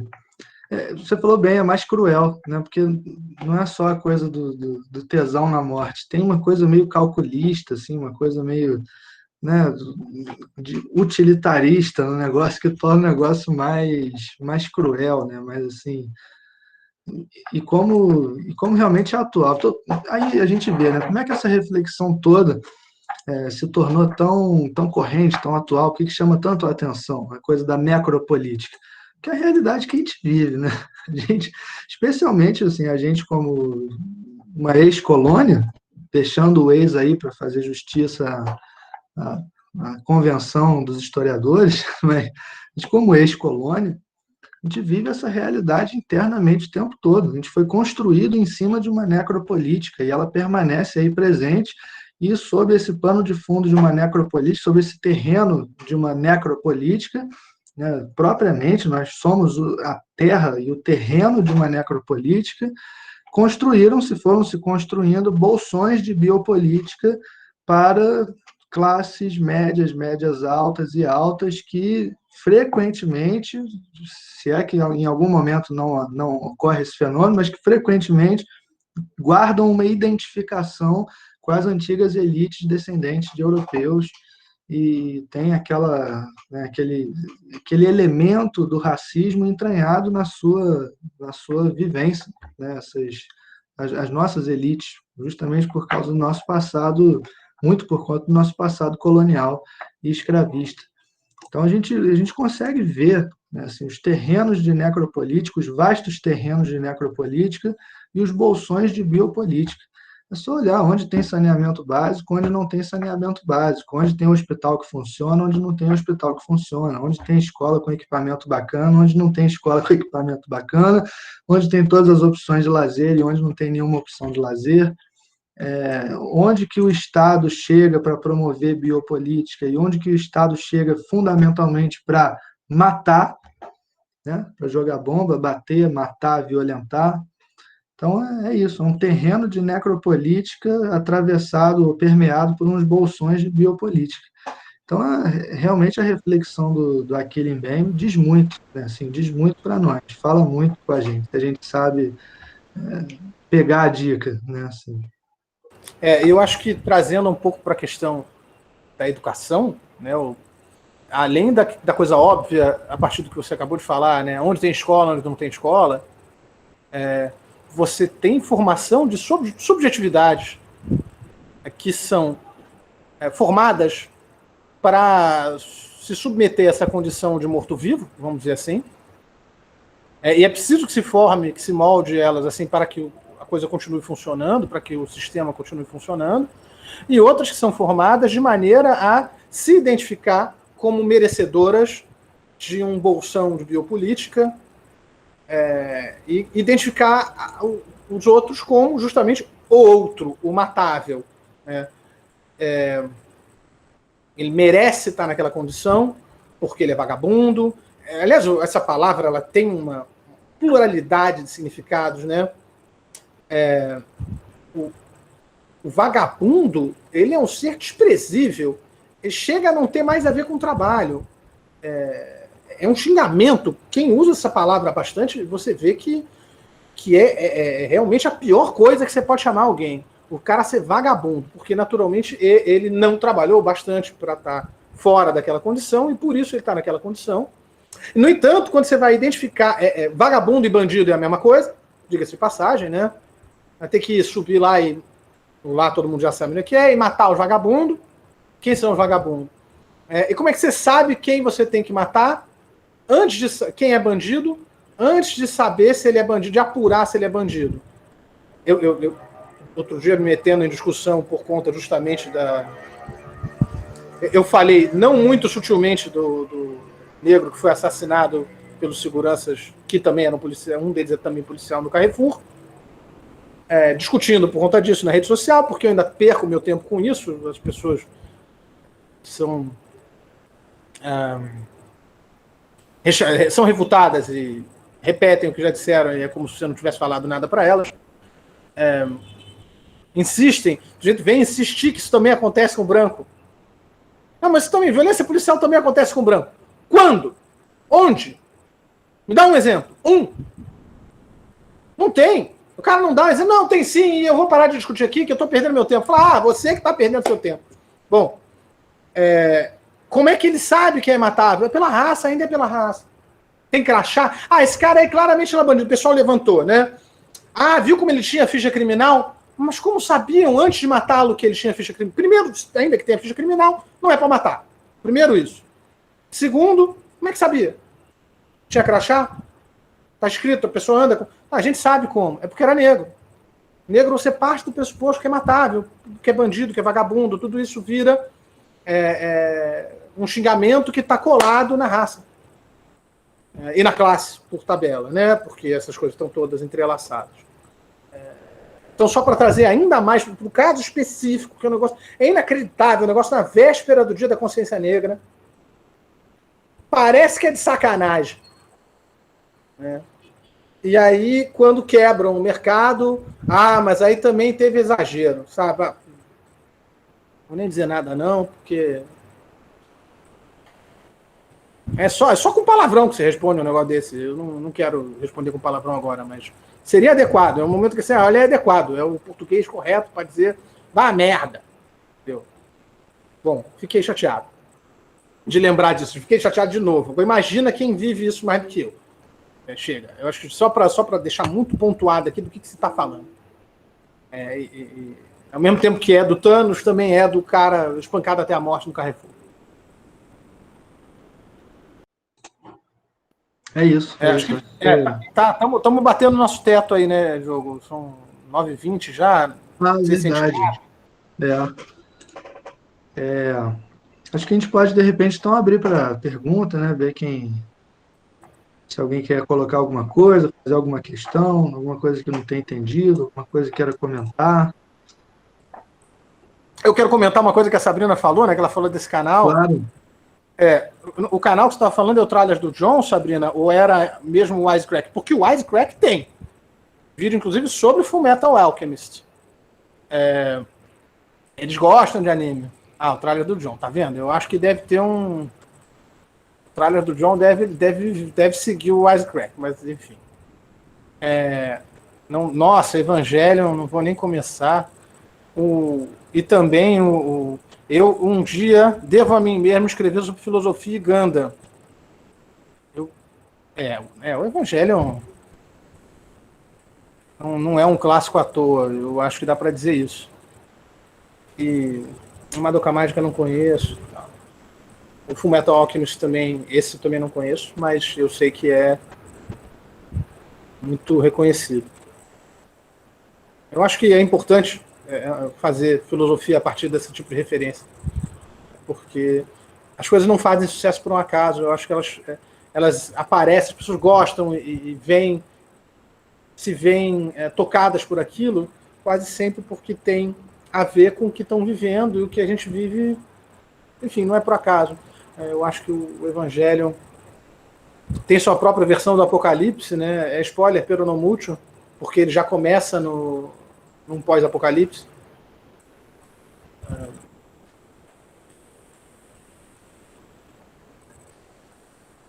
E quem quiser puxar isso, já viram que quem quiser puxar esse tipo de conversa comigo tem muito futuro. Começar a falar o Evangelho não é a minha história de Meca, né? Sem querer dar spoiler, mas agora não dando, é uma história de Meca subversiva, mas a minha preferida, que é o Gundam, em várias encarnações, ela é filosofia política na veia. Os caras levantam a bola mesmo. É a coisa mais filosófica que já fizeram para vender boneco, talvez. E tem muita coisa feita para vender boneco. Vender kit de montar robozinho, né? Que o Gundam ele é feito para isso.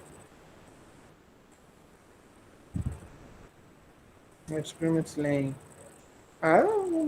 Meu Deus, eu tenho uma pilha de indicação de anime. Eu nem consegui terminar a primeira temporada do Attack on Titan, que é outro que super lida com isso. É total. No Attack on Titan, pronto, agora que eu lembrei, é condição de morto-vivo. Aquilo é um apocalipse zumbi, só que em vez de serem zumbis, são os bicharocos gigantes que comem gente. Não é spoiler, tá? Isso é a premissa do anime. O negócio é um negócio realmente muito assustador. Eu acho aqueles bichos mais assustadores do que zumbi, cara. É pra dar pesadelo mesmo. Os titãs do Attack on Titan, meu Deus do céu. Eu não consigo emendar, não. Eu fico aquilo, não é todo dia que eu tenho estômago pra ver, não. Titãs. Tá vendo? Esse é o bom português. Eu acho que ninguém tem. Gente, vamos lembrar que esse é o último encontro, né? Antes da próxima avaliação, que deve ser postado amanhã. Então, é uma oportunidade de vocês levantarem quaisquer bolas, qualquer dúvidas sobre a disciplina no geral, mas sobre esse texto em particular. E, de novo, o feedback de vocês é sempre muito bem-vindo, muito importante, até porque estamos planejando o próximo semestre. Então, é uma boa oportunidade, mas acho que eu e o Diogo já, né, se vocês quiserem levantar qualquer bola sobre o texto para discutir aí, agora é uma hora boa, mas os fóruns vão continuar lá. Do contrário, eu acho que a gente pode ir fechando a banca aqui, né, o Diogo? Beleza, com certeza.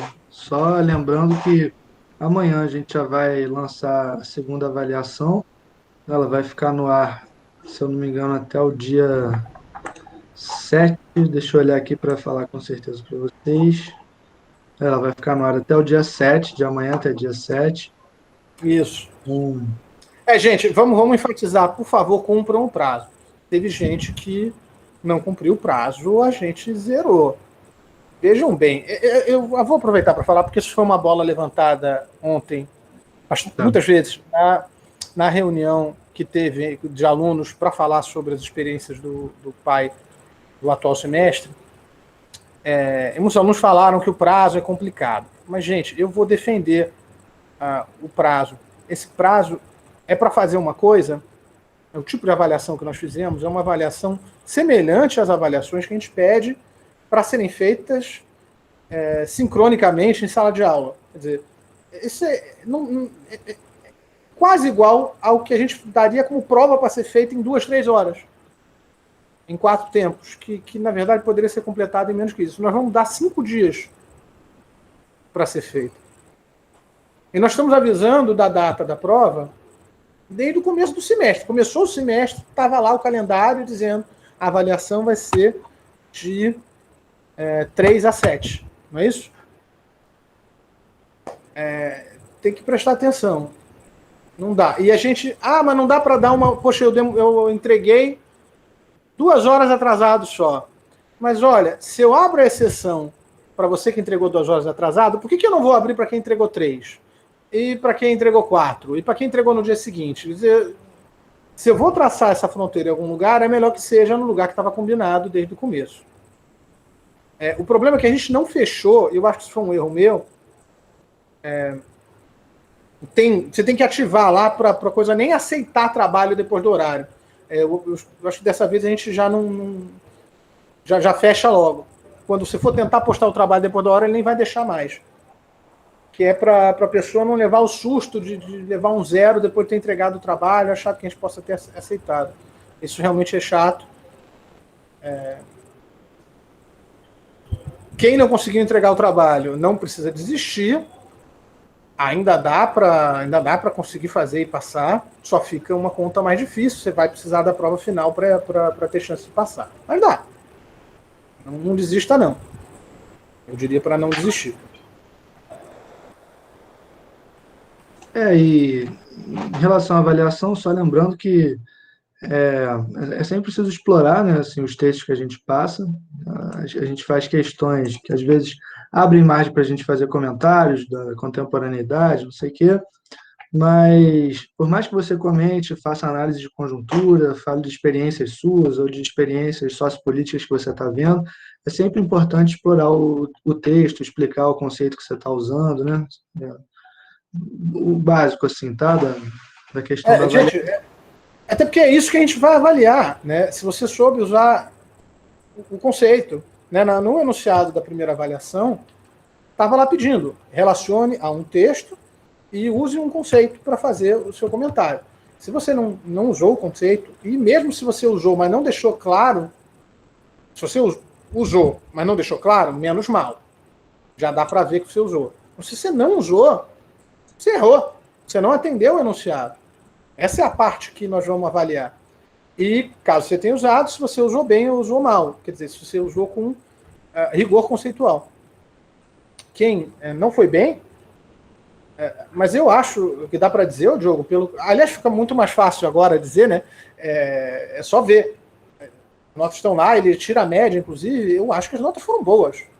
Foram muito boas. As avaliações, no geral, assim, foram muito boas, muitas notas altas, muito poucas notas que ficaram abaixo, assim, né? Muito pouca nota vermelha, vamos dizer, né, que está É, abaixo do para passar sem a prova final. uhum, E mais do que isso, foram provas boas. Eu digo, é prova que, boas, nossa, sim. interessante essa reflexão. Que, que uso, né, muita, aquela coisa legal quando você é surpreendido pela reflexão do aluno. Eu pelo menos, eu acho que, né, pelo que eu falei com o Diogo, ele compartilha do meu. Foi muito bacana, estou muito satisfeito com o rumo que essa avaliação tomou e com a resposta que ela provocou em vocês.